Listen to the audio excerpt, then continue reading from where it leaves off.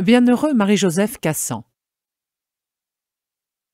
17 février 1903, en France. La guerre anticléricale et anti-religieuse bat son plein. Georges Clemenceau, surnommé le Tigre, reçoit dans sa bibliothèque don Jean-Baptiste Chotard, abbé de Notre-Dame de Sept-Fonds.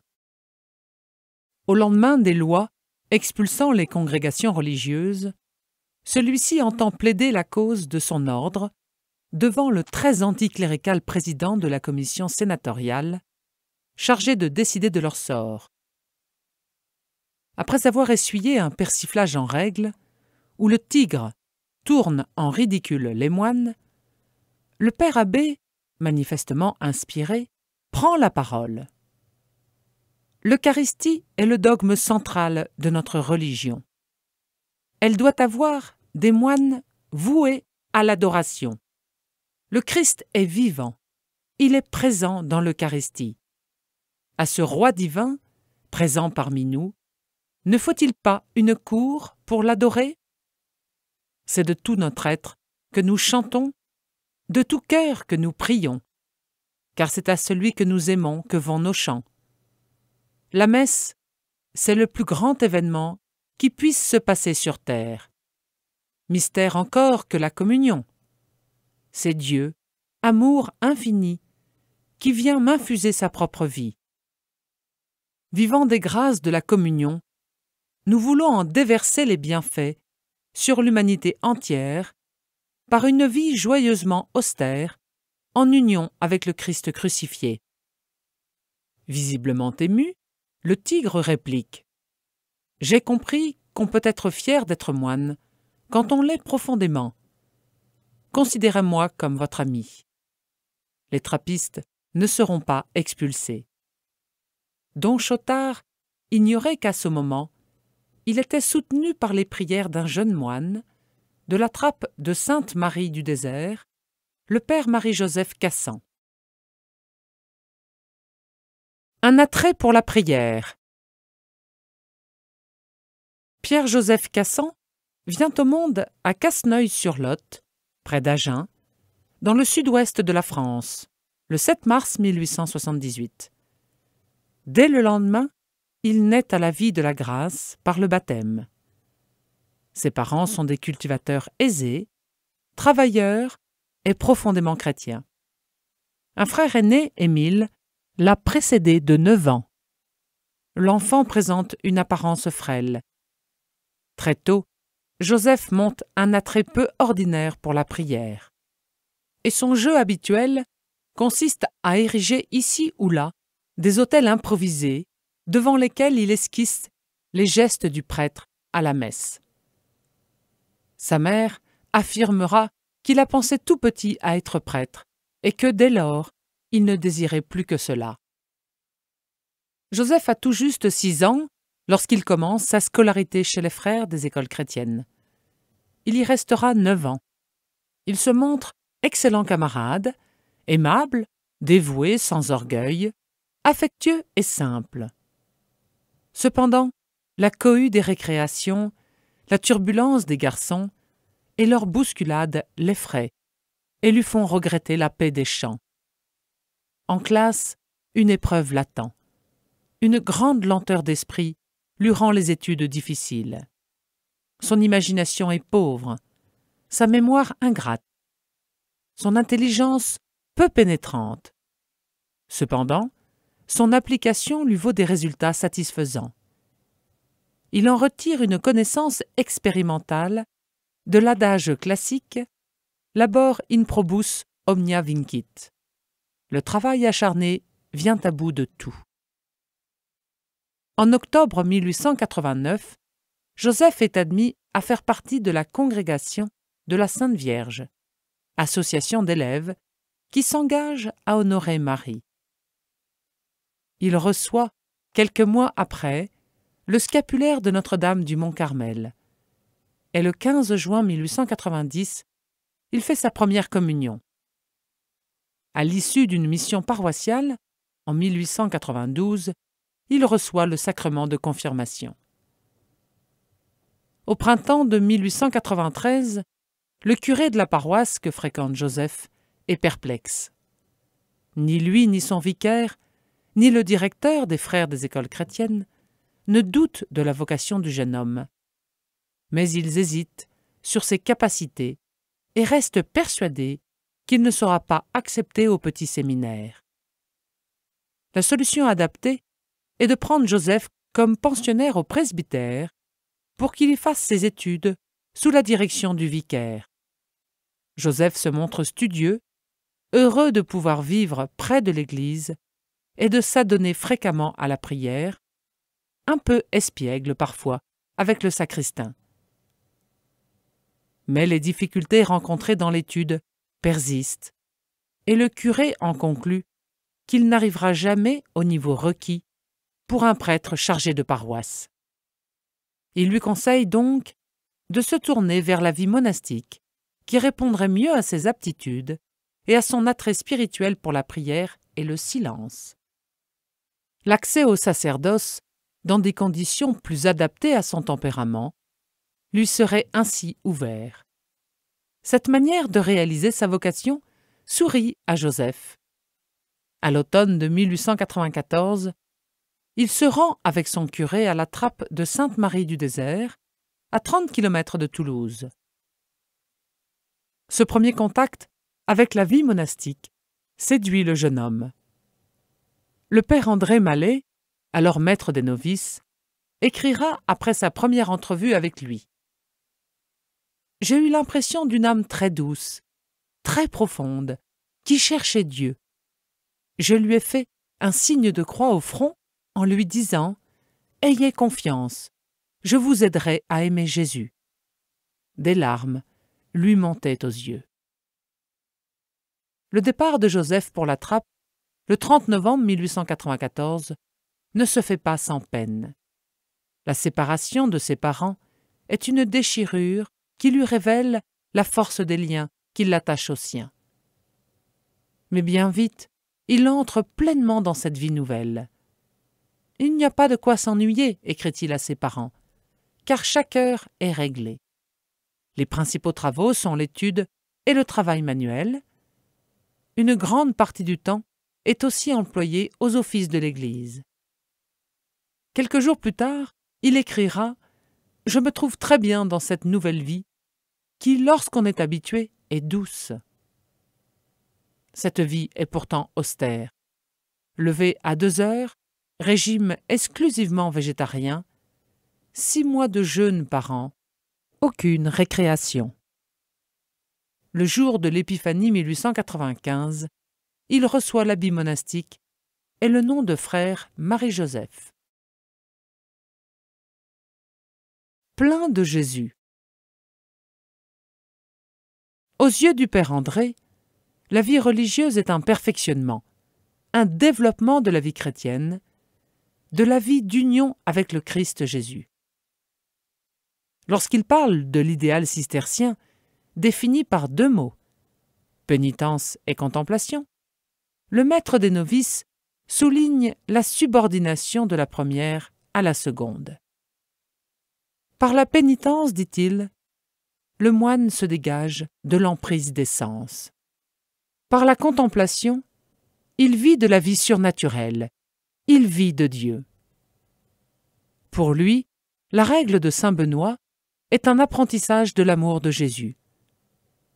Suffira-t-il, cependant, pour découvrir Jésus, d'avoir sous les yeux ou sur les lèvres le texte de la sainte règle? Non, il faut que nous soyons pleins de Jésus, car Jésus n'est trouvé et goûté que par l'amour, et l'amour réclame l'union avec le bien-aimé. L'exercice de la vie surnaturelle ainsi conçu est une adhésion au Verbe incarné par le moyen d'une intense dévotion au Sacré-Cœur de Jésus, foyer de charité et symbole de l'amour de Dieu pour nous. Dans la mesure où nous nous conformons à la volonté divine, au milieu même des peines les plus cruelles, la paix et tous les biens célestes s'établissent dans notre âme. La marche vers la perfection est un travail de dépouillement, d'abord intérieur, réalisé dans l'obéissance. Pendant son noviciat, frère Marie-Joseph lit et étudie beaucoup, non sans mal, mais avec une inlassable persévérance. Son désir instinctif d'être soutenu par un cadre, de se fondre dans un ensemble organisé, lui facilite la vie communautaire et l'obéissance. Il agit dans la persuasion d'accomplir la volonté de Dieu, se soumettant à tous, comme le veut saint Benoît, et trouvant son contentement dans ce qu'il y a de plus commun et de plus humble. Mais sa vie ne va pas sans combat. L'amour-propre, la jalousie parfois violente, qu'il éprouve de la supériorité intellectuelle ou de la vertu des autres, lui font sentir leur morsure secrète. Très émotif, il est ébranlé par les événements, même les plus minimes. Une conjoncture fortuite, une parole désagréable, une bévue personnelle déclenche un grand trouble. Les pensées contre la pureté ne l'épargnent pas. Il écrit « Quand une pensée mauvaise me traversa l'esprit, si elle demeure malgré moi, je n'en suis pas responsable. Pour qu'il y ait péché, et pour être obligé de le dire en confession, il faut que je m'y sois arrêté volontairement. Et encore, mettre à la place de mauvaises pensées l'amour de Jésus. Il répète souvent l'oraison jaculatoire, tout pour Jésus.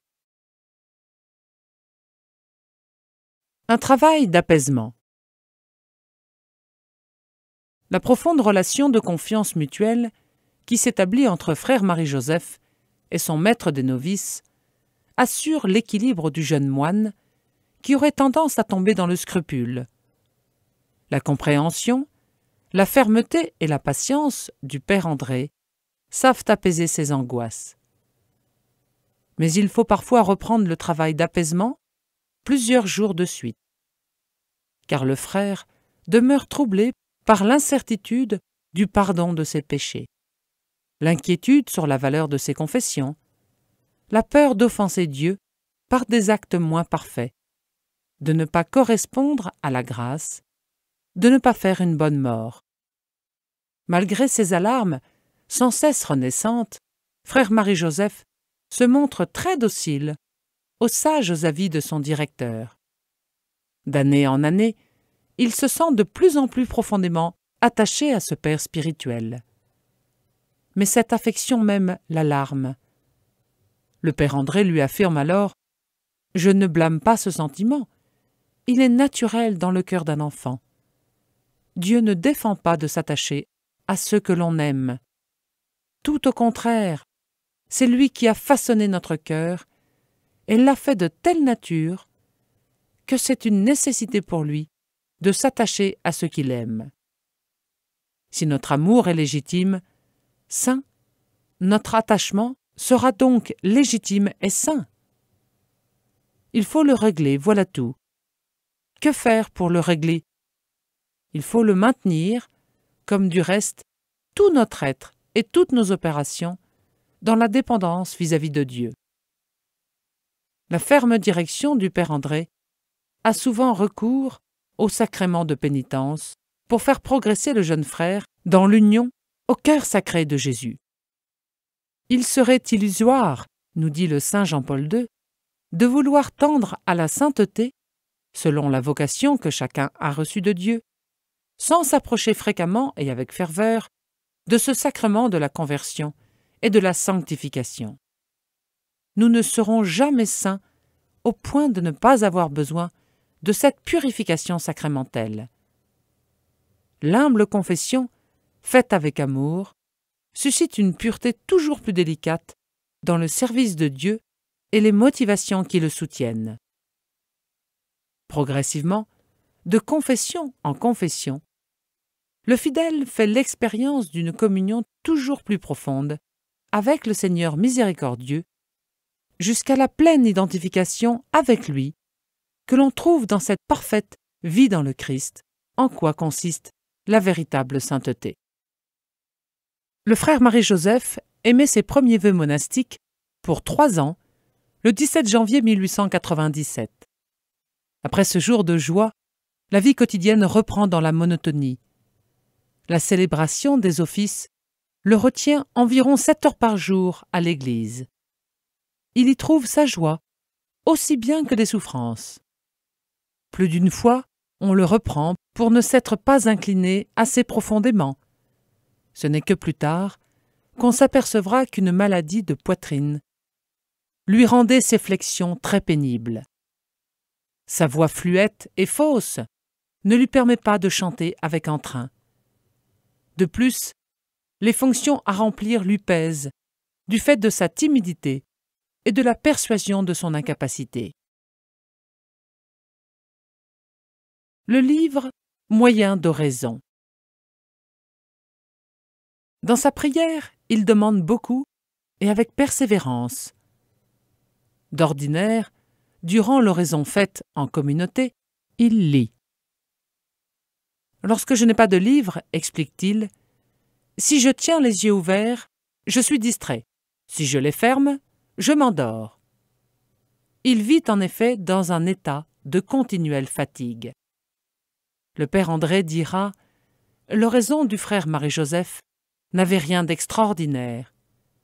Il s'entretenait de préférence des mystères de la Passion de notre Seigneur lorsqu'il faisait oraison sans livre.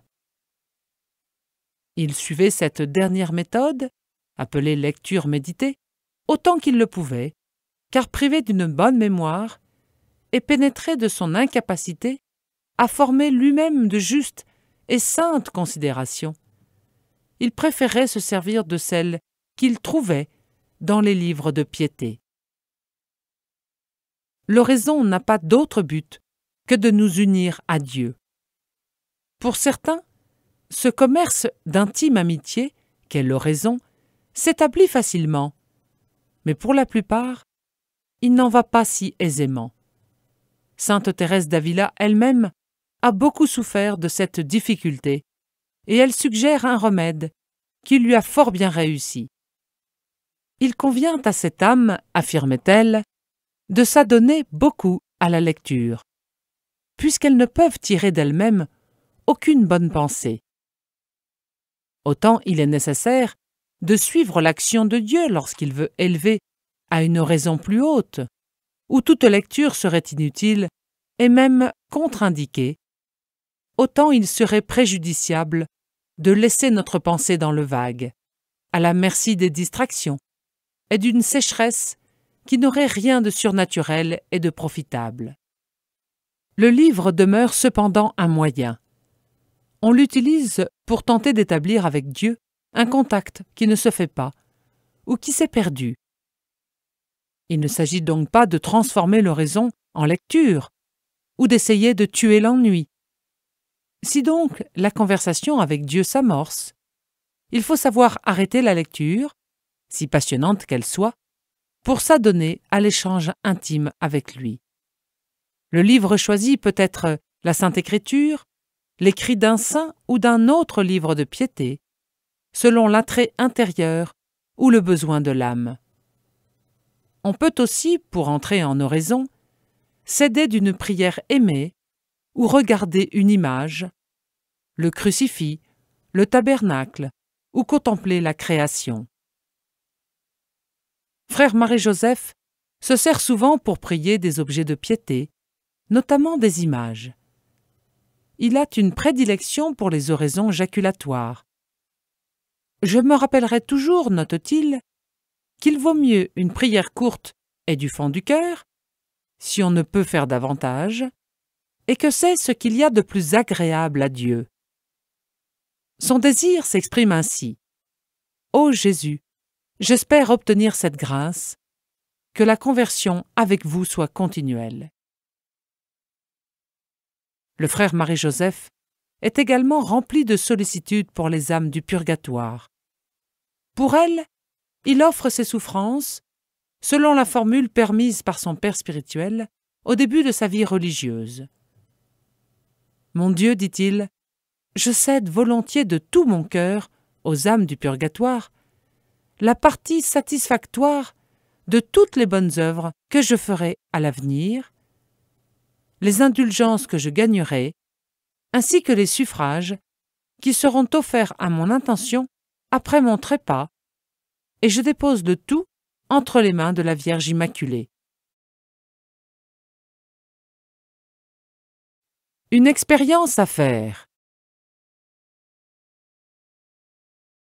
Depuis son enfance, frère Marie-Joseph désire être prêtre.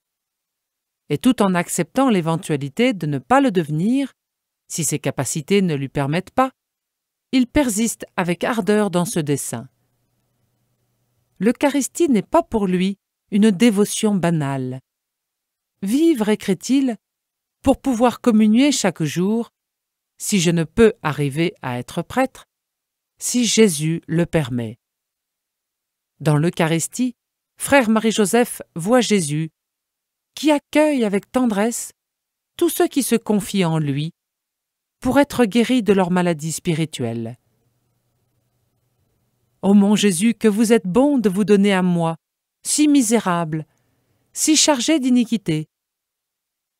Vous voulez que je vous reçoive dans mon cœur, quelque pauvre qu'il soit, parce que vous savez qu'en vous recevant, on reçoit la vie, et que vous voulez me faire vivre. Dans son encyclique sur l'Eucharistie, le pape Jean-Paul II écrit « Il est bon de s'entretenir avec Jésus et penché sur sa poitrine, comme le disciple bien-aimé, d'être touché par l'amour infini de son cœur. » Si à notre époque, le christianisme doit se distinguer surtout par l'art de la prière, comment ne pas ressentir le besoin renouvelé de demeurer longuement en conversation spirituelle, en adoration silencieuse, en attitude d'amour devant le Christ présent dans le Saint-Sacrement. Bien des fois, chers frères et sœurs, j'ai fait cette expérience et j'en ai reçu force, consolation et soutien. Le frère Marie-Joseph ne sépare pas la communion du sacrifice de la messe, dans lequel il puise la force de porter la croix. Évoquant les messes célébrées dans le monde entier, il écrit « La victime du calvaire, parcourant chaque jour l'univers entier, afin de s'immoler sans cesse pour la gloire de son Père et le salut du monde, l'infirme, le malade, l'affligé pourront à toute heure du jour et de la nuit, pendant ces longues heures que la souffrance et l'insomnie rendent si pénibles, ces pauvres âmes pourront dire « À cette heure, à tel endroit, un prêtre monte à l'autel, offre la victime de propitiation, la victime d'expiation. » Prêtre et hostie. Le 24 juin 1900, frère Marie-Joseph émet ses vœux perpétuels. Toutefois, dans la voie qui conduit au sacerdoce, ses difficultés dans les études constituent un obstacle d'autant plus redoutable que son professeur de théologie ne lui facilite en rien le travail, le traitant d'incapable et le jugeant inapte au sacerdoce. D'autres inquiétudes viennent s'y ajouter. De violents maux de tête et d'estomac l'empêchent de s'appliquer autant qu'il le voudrait. Cependant, le réconfort du père abbé et du père André, tous deux d'avis qu'il pourra terminer ses études et être ordonné, le soulage. De fait, le 12 octobre 1902, il reçoit le sacerdoce des mains de monseigneur Mar, ancien moine de Sainte-Marie du Désert, nommé en 1900 évêque auxiliaire de Reims. Le lendemain matin, il célèbre sa première messe devant la communauté. Le voici prêtre pour l'éternité. Désormais, il s'efforce de mettre en œuvre l'idéal qu'est-ce qui sera le pape Paul VI.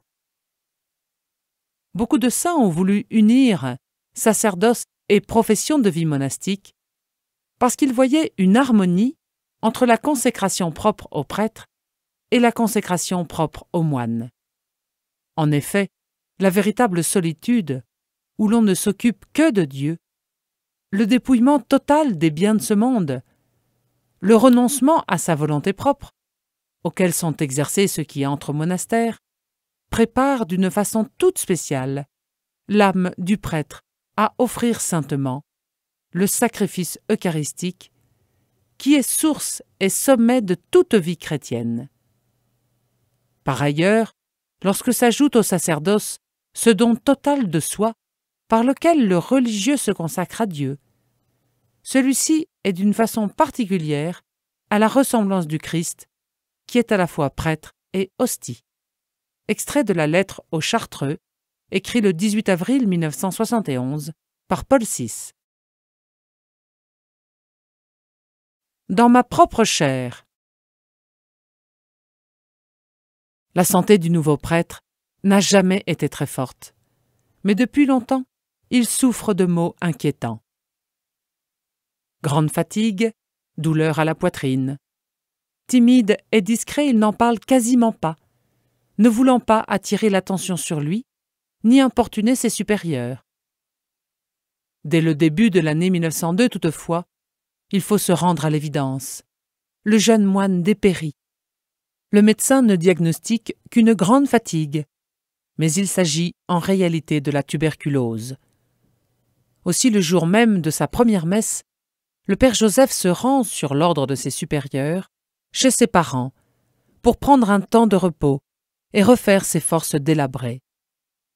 Malgré ce repos de 2 mois, sa santé décline rapidement.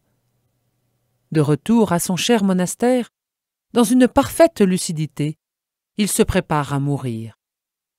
La célébration quotidienne du Saint Sacrifice l'aide à unir ses souffrances à celles du Sauveur, à l'exemple de saint Paul, qui disait « Ce qu'il reste à souffrir des épreuves du Christ, je l'accomplis dans ma propre chair, pour son corps qui est l'Église. » Quand je ne pourrai plus dire la Sainte Messe, dit le père Marie-Joseph à son père spirituel, le cœur de Jésus pourra me retirer de ce monde, car je n'aurai plus d'attache pour la terre.